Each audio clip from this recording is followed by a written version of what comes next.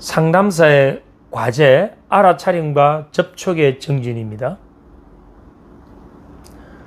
내담자가 자신의 어떤 욕구, 감정을 알아차리고 접촉할 수 있다면, 그것을 상담사가 도움을 줄 수 있다면 긍정적인 효과가 많이 나타나겠죠. 실제로 상담 과정에서 이 내담자가 자신의 욕구나 감정을 알아차릴 수 있도록 상담사가 도움을 주는 것만으로 내담자는 자신이 갖고 있던 그 문제에서 벗어나는 경우가 상당히 많다 이 말입니다. 그래서 알아차림 자체만으로 이미 그것이 상담 효과, 치료 효과를 나타낸다. 대부분의 상담 과정들은 결국은 뭘까요? 내담자가 가려져 있는 자신의 앞에 막고 있는 그런 천을 걷어내는 거예요. 내담자의 안경에 끼어 있는 아주 오염된 먼지를 걷어내주는 것이에요. 그걸 걷어내므로 해서 알아차릴 수 있게 만들어주는 거죠. 알아차림 자체가 깨달음이죠. 그 과정에서 이미 이것 때문에 그랬구나 하는 순간 거기서 벗어나는 경우가 많이 생긴다. 실제로 상담 과정에서는 이건 알아차림만으로 그런 문제에서 벗어나는 사람들이 상당히 많습니다. 자, 우리는 알아차림을 통해서, 이건 앞에 쭉 공부했던 내용들이에요. 내담자가 알아차림을 통해서 자기 안에 정경을 접촉하고 미해결된 과제를 해결할 수 있다. 우리 알아차림을 하는 것은 결국은 뭐냐면 접촉을 통해서 완결되는 거죠. 알아차림은 정경을 만드는 것이고, 그 만들어진 정경을 결국 뭐 해서 접촉을 통해서 뭐 하나요? 미해결된 과제를 해결할 수 있다. 그래서 치료자는, 상담사는 내담자의 새로운 반응과 변화를 끊임없이 관찰해야 된다. 그걸 관찰하는 이유는 내담자가 좀 더 그러한 알아차림과 접촉을 통해서 내면의 문제에서 벗어날 수 있는 상태를 만들어줄 수 있기 때문이다. 다음, 좌절과 지지예요. 좌절과 지지. 자, 그것도 이제 상담 과정에서 중요한 이야기예요. 이런 것들은 잘 이제 공부해 놓으셔야 돼요. 자, 상담을 하다 보면 내담자가 긍정적인 어떤 반응을 나타낼 때도 있고 부정적인 반응을 나타낼 때도 있단 말입니다. 긍정적인 거는 쉽게 해서 자신의 어떤 자유의지를 드러낸다든가 자립적 태도나 어떤 바른 행동, 이걸 보인다면 상담사는 뭐 해야 될까요? 즉시 거기에 대해서 격려해 주는 거죠. 칭찬해 주는 거죠. 우리는 강화라고 합니다. 강화는 바람직한 그러한 행동에 대한 보상을 줌으로 인해서 그러한 행동의 빈도를 더 높이는 것이죠. 그러면 강화는 더 좋은 것들이 내담자에게 형성되게 만든다.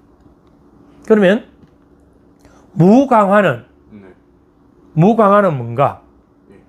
내담자가 바람직하지 못한 행동, 그 상담사에 대한 또는 특정인에 대한 지나치는 의존적 태도, 또는 현실의 어떤 직면하지 못하고 계속 회피하려고 하는 그러한 행동, 그런 부분들에 대해서는 바람직하지 않는 것이죠. 거기에 대해서는 상담사가 강화를 해주지 않는 걸 무강화라고 합니다. 강화받지 못한 그러한 행동, 반응은 다음에 일어날 확률이 낮아진다. 그럼 무강하면 뭐 이걸 무시한다 이 말이에요. 그냥 못 들은 척하거나 이런 네. 무시하거나 전환시켜 버리죠. 왜냐하면 거기에 대해서 지적하거나 또 거기에 대해서 비난하게 되면 그거는 저항감이 생기기 때문에 그래서 무강화라는 단어를 쓰는 거예요. 처벌과는 또 개념이 조금 다릅니다. 왜냐하면 상담 과정이기 때문에. 우리가 교육 과정이라면 처벌이 들어가죠. 처벌이라는 것은 고통스러운 어떤 자극을 제공해 줌으로 해서 이후에 그러한 반응이, 행동이 나타날 확률을, 빈도를 낮추는 거죠. 그래서 처벌은 아니지만 무강화를 통해서 더 이상 얻은 게 없기 때문에 그러한 행동은 강화되지 않는다. 그렇게 보는 거예요. 자, 사람의 존재를 한번 봅시다. 우리는 수많은 도전을 하죠. 아이가 태어나서 배를 한번 뒤집는 것, 네. 기어가는 것, 또 일어서는 것, 걷는 것, 또 뛰는 것, 그 과정에서 얼마나 많은 실패를 합니까? 얼마나 많은 좌절을 겪습니까? 그 이후에 성장 과정에서도 계속 끊임없는 좌절을 겪게 되죠. 그렇다고 아이가 배를 뒤집거나 기거나 서거나 걷거나 뛰거나 하는 그러한 도전을 멈출까요? 멈추지 않죠. 끊임없이 도전하죠. 그 도전할 수 있게 만들어주는 것은 뭐냐면 부모님의 지지죠. 부모님의 응원이죠. 아이가 그러한 행동을 할 때마다 뭐 해주나요? 부모님 옆에서 와 박수 치주고 웃어주고 강화를 시켜주죠. 끊임없이 도전하게 만든다 이 말입니다. 그러한 것들이 대부분의 사람들 내면에 그러한 쿠션이 다 있어요. 특별한 경우를 제외하고는 대부분 그것이 있다. 그래서 우리 안에는 어떠한 경우에도 그 도전을 멈추지 않을 수 있는 그러한 자원과 에너지가 안에 있는 거예요. 우리 삶 자체가 그 이후에도 끊임없는 좌절이지만 그 좌절 속에 계속 뭐 하나요? 우리는 도전을 하죠. 그 도전에서 자기가 1등을 하고 최고가 되지 못했다 하더라도 우리는 끊임없는 삶은 끊임없는 도전의 연속이다. 도전의 연속이기 때문에 끊임없는 좌절과 실패의 연속이다. 우리는 그런 도전과 좌절과 실패의 연속 속에서 살아가는 존재다. 그게 우리 존재 아닌가요? 그렇죠. 그런데 그러한 도전과 그러한 어떤 성취와 그러한 좌절과 실패 속에서 우리는 특정한 어떤 행동에 대해서 강화를 받았죠. 그렇지 않을까요? 그렇죠. 그러한 강화받은 행동에 의해서 우리의 태도가 형성되고 성격이 형성되어 있지 않을까요?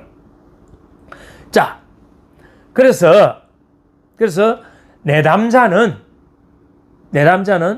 이러한 도전을 통해서 더 많은 좌절과 실패를 했고 그 좌절과 실패에 대한 올바른 피드백이 되지 못했기 때문에 현재 힘든 상태에 있다.